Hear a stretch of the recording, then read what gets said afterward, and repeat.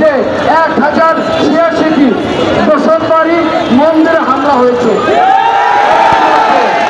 এর মধ্যে শুধুমাত্র 22টি উপাসনালয়ে হামলা হয়েছে মাত্র 15 দিনে। এটি অত্যন্ত ন্যাক্কারজনক এবং আমি মনে করি স্বাধীন বাংলাদেশে এটি কখনো কাম্য হতে পারে না। আমরা ছাত্র জনতা ঘরে বসে থাকতে পারি না। আমরা তাৎক্ষণিকভাবে সিদ্ধান্ত নিলাম আমরা ঘরে বসে থাকবো না।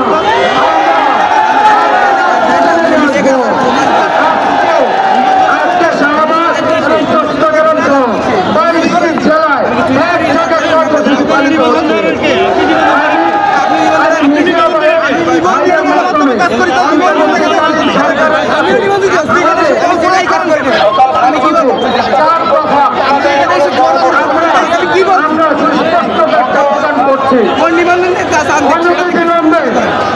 অন্তর্বর্তীকালীন সরকারের কাছে যে আশ্বাস পেশ করা হয়েছিল তা আগামী দুর্গা পূজার আগে সুস্পষ্ট প্রদর্শন সনাতনী সমাজের কাছে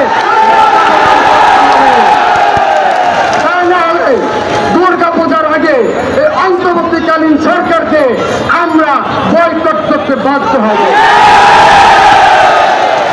5 আগস্ট থেকে 20 আগস্ট 1086টি হামলা হয়েছে, তার বিচার বিভাগীয় তদন্ত করতে হবে। এর সাথে যারা জড়িত আছে বাংলাদেশের আইনে তাদেরকে সর্বোচ্চ শাস্তি প্রদান করতে হবে।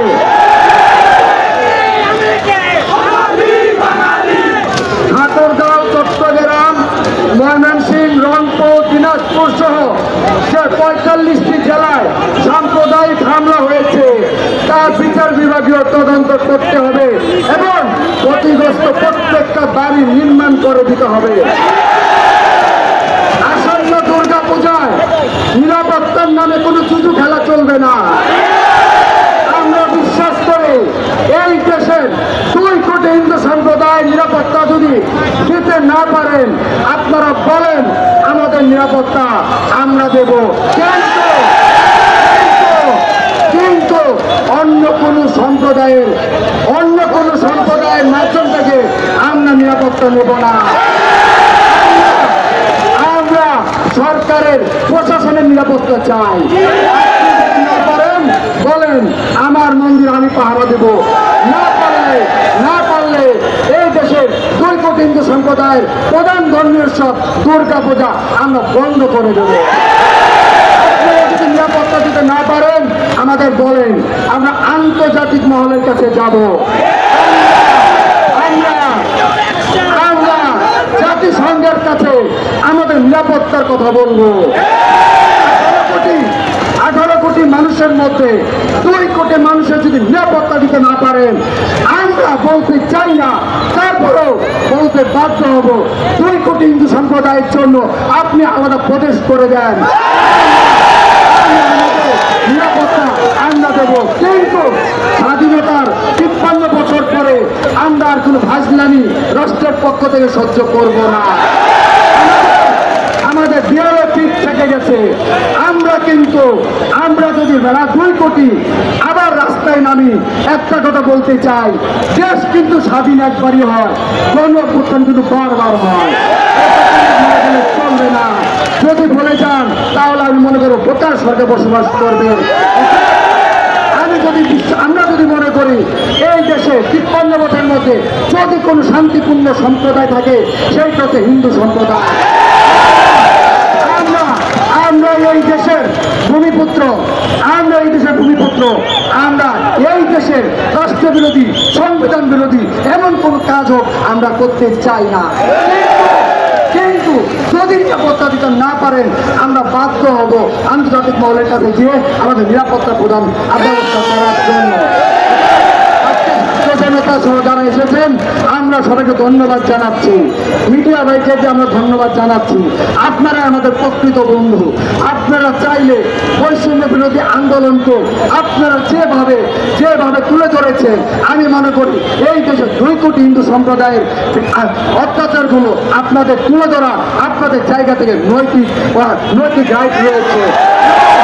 আমরা বিশ্বাস বিশ্বাস করি আপনারা সেটা পূর্বেও করেছেন, এখনো করছেন, ভবিষ্যতেও করবেন।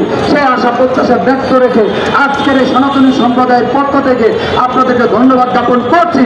এবং আজকে এইখানে আমরা বিশ্বাস করি অন্তর্বর্তীকালীন সরকারের কেউ না কেউ এসে আমাদের দাবিগুলোর সাথে একাত্মতা পোষণ করে আমাদের সাথে বসে দ্রুত সমাধান করার চেষ্টা করবে।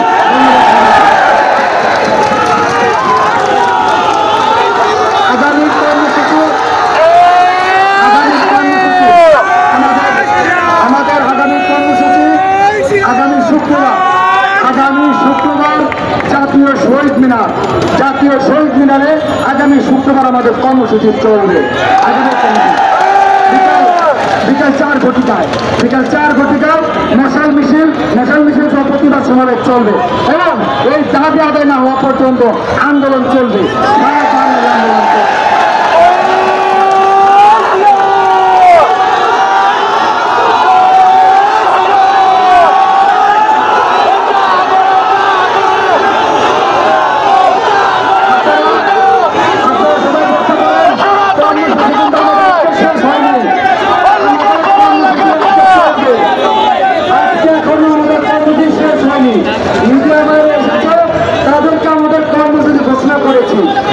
আমাদের হিন্দু গণজাগরণ মঞ্চ, সনাতনী অধিকার আন্দোলন, হিন্দু জাগরণ মঞ্চ, সনাতনী অধিকার আন্দোলন সহ আজকে যে সকল সংগঠনগুলো আমাদের সাথে একত্রিত ঘোষণা করেছে সবাইকে ধন্যবাদ জ্ঞাপন করছি।